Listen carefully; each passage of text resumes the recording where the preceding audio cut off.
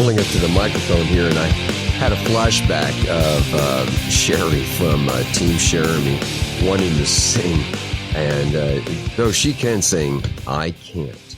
Hey, shout out, folks. It's Bob the Old Rucker here. Redbeard and I and the rest of the shout out team pray you are having an outstanding American Day. Redbeard told me our audience is growing rapidly. I think we're up to like 5 people now. Yeah, I cracked myself up. You know, I really am moved that we have an audience at all. And to hear that we're growing tells me that we're on the right track. So thanks, folks. All the shout out team wants to do is share good news, inspiration, and hope. We consider you, the audience, as part of our fledgling podcast family, and you're always invited to share your thoughts and insights with us.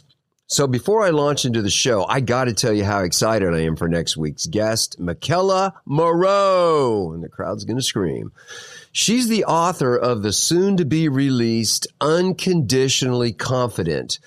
Michaela has an amazing story, and we're blessed that she's taken the time to share it with us and with you. So be sure to tune in next Friday for Michaela's journey. Well, I'm still amazed. We had a fantastic show, so I don't want to belabor this, but I really am looking forward for y'all to be able to hear what we talked about in the journey that she's had. It's absolutely amazing. All right, so now on with the show. It's just me, and the topic is Clash of Cultures. Yeah, that's an interesting title for today's show, and I did wrestle with a title. So let me just say, the 2 cultures I refer to loosely are a dark culture and a light culture. The former includes all that is rotten, ugly, sad, bad, chaotic, depressing, violent, etc. The latter culture represents all that is good, content, wonderful, sweet, adorable puppies and kittens, happy, happy, joy, joy. And as I say on every solo show, the topic is me talking to me. And if you benefit from it, that's awesome. I'm going through a period like other periods I've experienced in my life where I say death by 1,000 cuts. Headspace and timing isn't really in my favor right now, so thanks for hanging in there with me today. And like one of my favorite performing artists, the late, great Freddie Mercury, saying, the show must go on. But challenges aren't fun. But we deal with them nonetheless, and in many cases meet them head on. Small challenges, we take with a grain of salt and just move along. A big challenge, metaphorically, is like being attacked by a rabid 200-pound pit bull. Wondering how you're going to pay the bills this month suddenly doesn't matter. All that matters is the bite, the big, ugly bite. It has our complete and total undivided attention. Then there are the small bites. An ant bite, for example. That's annoying. Falling asleep on a picnic blanket that's covering a fire ant colony sort of ranks right up there with death by 1,000 cuts. If I were to list out all the things I feel that I'm up against right now and then categorize them, I can honestly admit I don't have a pit bull situation. I do, however, feel like I have a fire ant situation. And though one small challenge isn't a big deal, combined with a bunch of small challenges and then toss a couple of big ones in there, now I have an attitude problem. So I shared that recently I had to say goodbye to my almost 20-year-old Chihuahua that I've had since she was literally born. And now I face the inevitable fate of my 14-year-old canine battle buddy, Danny the Pyrenees half-breed.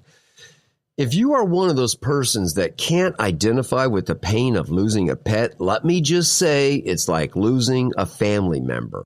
Someday, I'll share on the show how Danny is the one who brought Team BS together.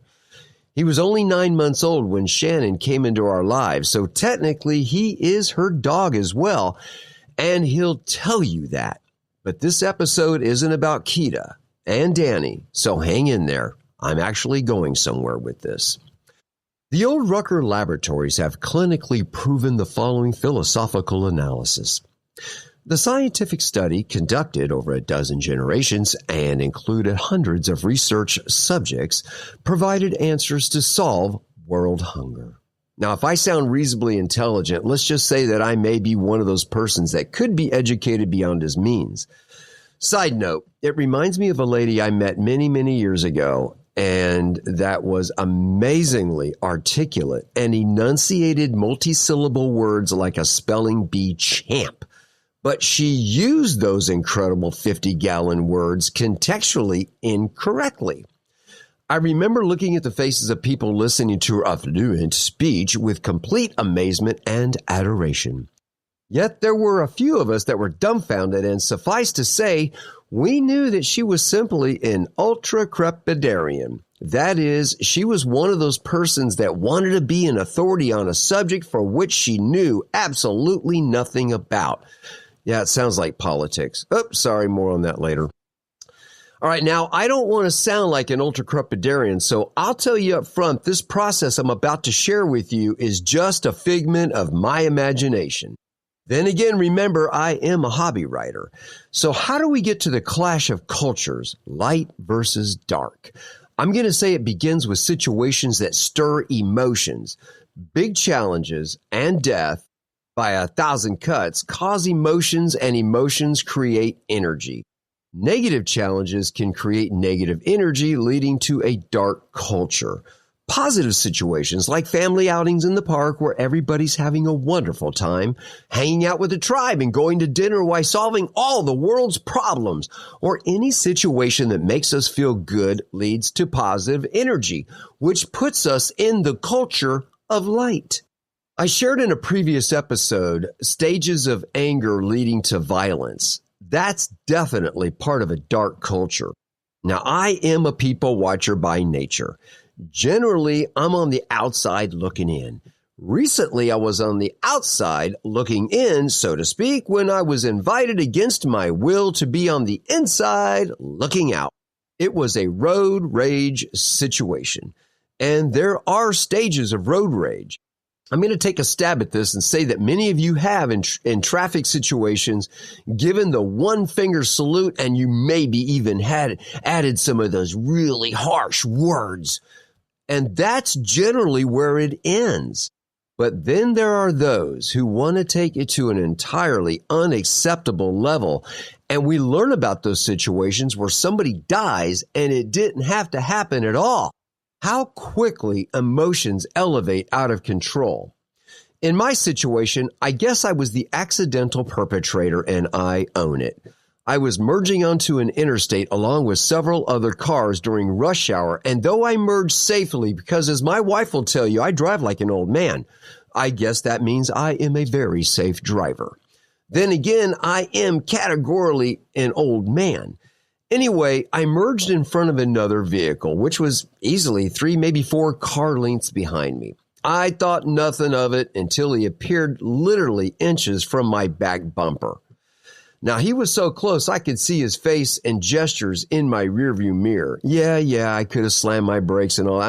You know what, rise above it. I'm not playing that game. So having been in that situation, in situations like that before, I simply set the cruise control and go about my way. And maybe, hopefully the guy will go about his way. But in this case, that wasn't enough for him. He sped around me, and I saw it coming because I've seen this happen before, and as soon as he pulled in front of me, he slammed his brakes, hoping to cause me grief, probably a whole lot of grief. And as I've said, I saw this coming, so he started going around me, and immediately I began to slow down. I was already braking hard when he slammed his brakes. He slammed his brakes so hard that he fishtailed across several lanes, almost causing a car pileup. Thank God for miracles. He was the only victim. I watched him regain control of his vehicle and pull to the shoulder, screaming and pounding on his steering wheel. I just want to say for the record that I did not clap, I didn't jump for joy, nor did I have any thoughts that this serves you right. Now, honestly, in my early years, I thought about this later. I may have. But my heart went out to the man. I wondered what was going on in his life that caused him to escalate something so minor to becoming potentially life-threatening, where somebody goes to the morgue and somebody else goes to prison. Was he experiencing a death by 1,000 cuts period in his life? Marketing and advertising capitalizes on our emotions. Like Redbeard says, I love this quote, and I've quoted him several times before, this same one. I love this.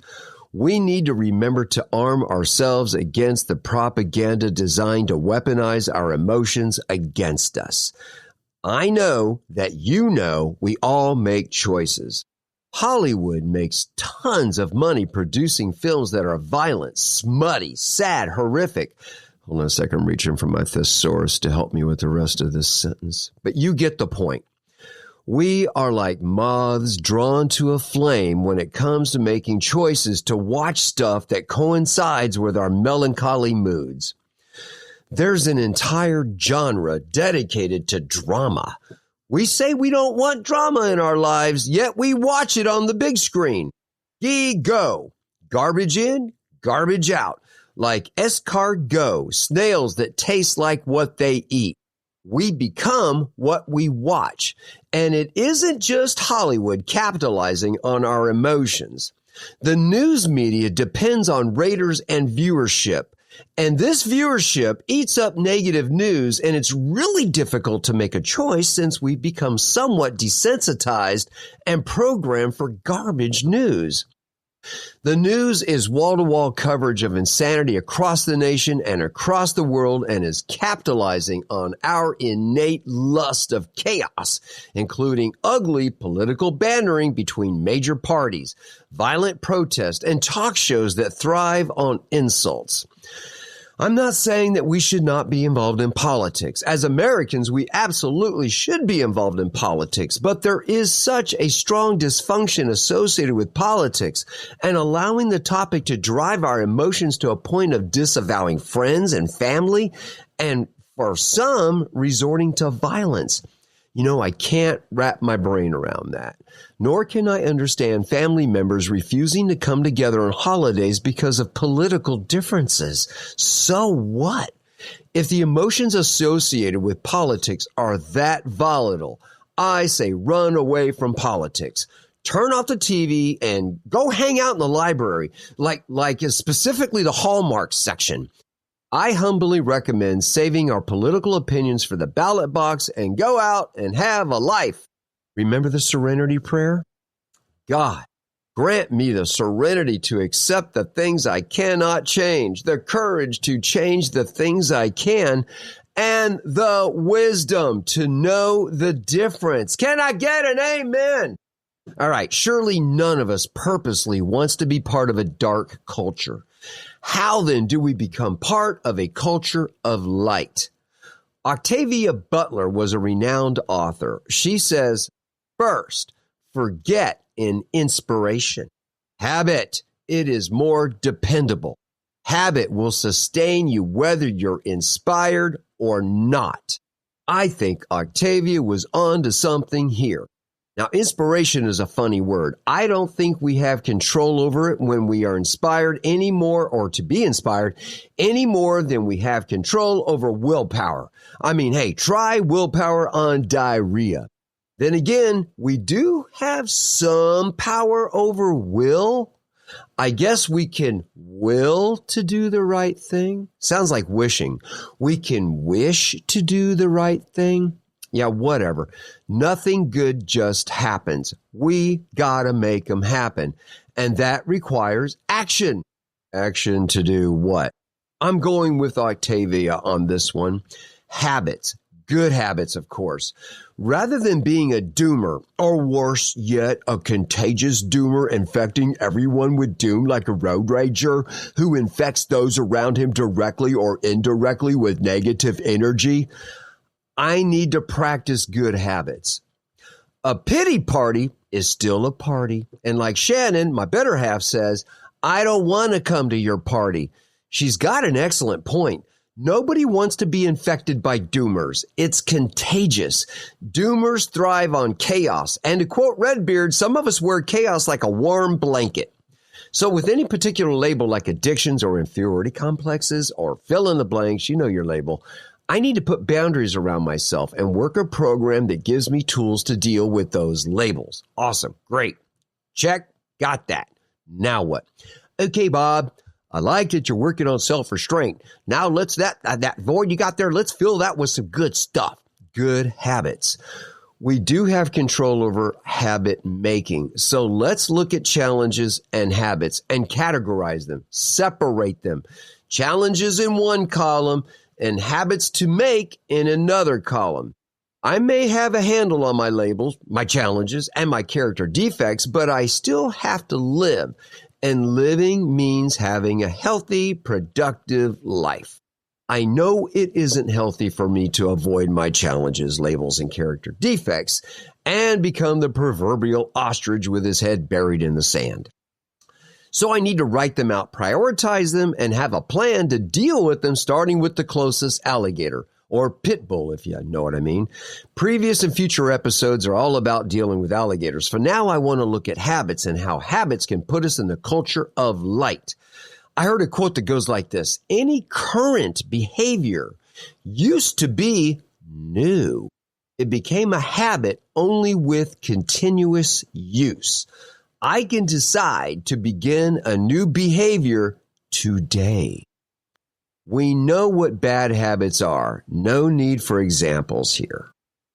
Remap. If you've listened to this show long enough, you've heard me talk about remap ad infinitum. Though it may not work for you, if you fail to have a plan, you automatically have a plan to fail. Remap can be a good starting place, and it really is simple. Practice remap or just a part of it, and you'll see how your behavior will change, and soon it will become a habit.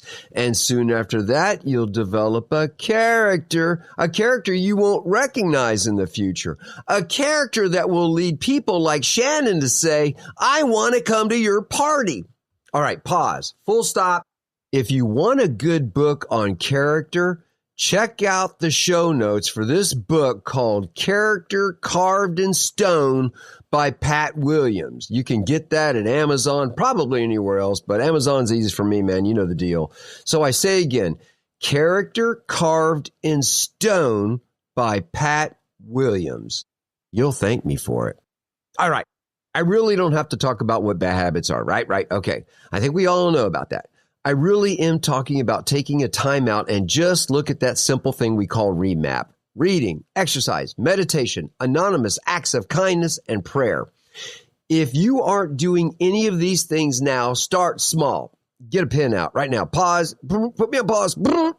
Just take a few moments out of your day to read something positive. Take a few minutes out of your day and do some form of exercise. Take a few moments out of your day and meditate. Look for an opportunity just to do something for somebody else. And take a few moments out of your day to pray. Start there and build. And a word on a power greater than ourselves. Another Old Rucker clinical study proves that those having a relationship with a higher power greater than themselves are trudging a road to happy destiny. I'll just leave it at that. So be where your hands are. Small circle, no stress. Just put some action into something positive today. Instead of being a moth heading for a flame, become the butterfly floating in the light. Okay, yeah, that's dorky, but you get the point. All right, so that's a wrap, folks. Hit us up with tips towards being part of the culture of light, and thanks for listening to Shout Out from the Pit. And please, we are raw and uncensored. Thanks again for listening to Shout Out from the Pit, and please, share our show at shoutoutfromthepit.com, Facebook, Spotify, iTunes, or wherever you listen to podcasts with folks that could use some encouragement and extra tools for their recovery journey. Remember, if you want to feel good about yourself, do something for someone else. And when possible, don't let anyone know. It's a spiritual magic thing. And as always, you are not alone. And if no one's told you they love you today, Redbeard and I and the rest of the Shout Out team love you. So don't quit before the miracle. This is Bob the Old Rucker. God bless you and have an outstanding American day. Peace out.